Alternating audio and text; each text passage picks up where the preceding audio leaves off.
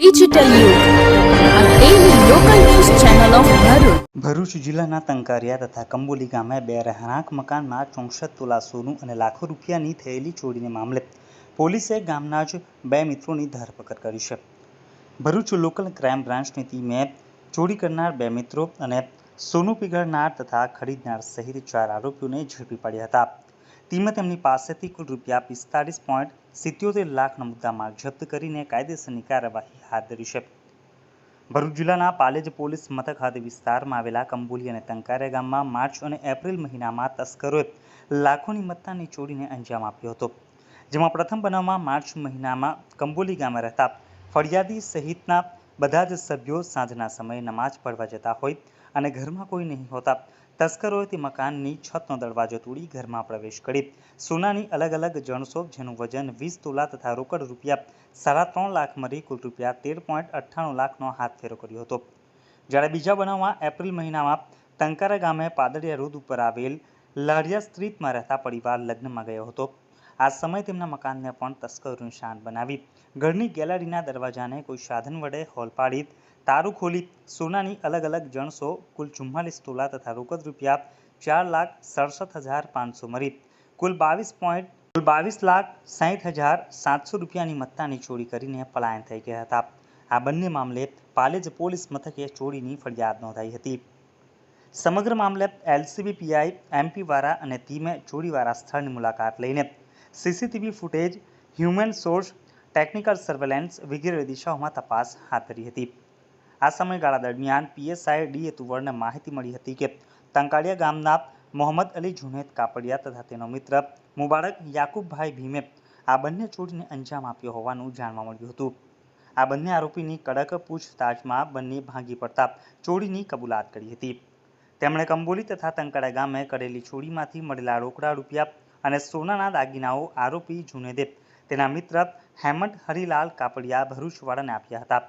જેથી પોલીસે ચોરીનો મુદ્દામાલ વેચાણ રાખનાર આરોપી અને તેને પીગાળનાર મોતી મોમીન જાન સરકાર નામના વ્યક્તિએ લગડી બનાવી હતી.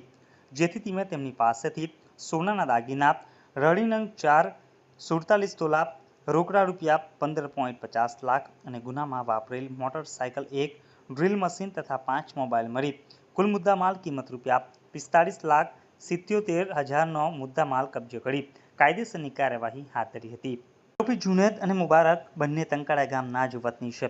જેમાં આરોપી જુનેદ કાપડિયા તંકારિયા ગામે ક્રિકેટ સ્પોર્ટ્સની દુકાન ધરાવતો હોય સ્પોર્ટ્સના સાધનોનું કંબોલી ગામે બિલ લેવાનું બાકી હોવાથી મિત્ર મુબારક ભીમ સાથે છેલ્લા ઘણા મહિનાઓથી ઉઘરાણી સારું કંબોલી ગામે જતા હતા. આ દરમિયાન એક મકાન જોયું હતું જેમાં સાંજની નમાજ વખતે મકાનમાં કોઈ હાજર નહીં હોય 2 કલાક મકાન બંધ રહેતું હતું. જેથી આ મકાનને ટાર્ગેટ બનાવી ચોરીની ઘટનાને અંજામ આપ્યો હતો. તો એવી જ રીતે બીજી ચોરીમાં તેમના જ ગામના એક મકાનમાંથી ચોરી કરી લાખોની મત્તા પર હાથફેરો પણ કર્યો હતો. જો કે સમગ્ર મામલે પોલીસે તેઓની ધરપકડ કરીને કાયદેસરની કાર્યવાહી હાથ ધરી છે. આજથી થોડા સમય પહેલા ભરૂચ જિલ્લાના પાલેજ પોસ્ટે હદની કંબોલી ગામે તથા પાલેજ પોસ્ટે હદના ટંકારિયા ગામે બે અલગ અલગ સમયે ઘરફોડ ચોરીના બે બનાવો બનેલા. એમાં કંબોલી ગામે જે ઘરફોડ ચોરીનો બનાવ બનેલો એમાં સોનાના દાગીના તથા રોકડ રકમ મળી રૂપિયા 14 લાખ જેટલી મત્તા ચોરીમાં ગયેલી. અને ટંકારિયા ગામમાં જે ઘરફોડ ચોરીનો બનાવ બનેલો એમાં સોનાના દાગીના અને રોકડ રકમ મળી 22.5 લાખ રૂપિયા જેટલી મત્તા ચોરીમાં ગયેલી.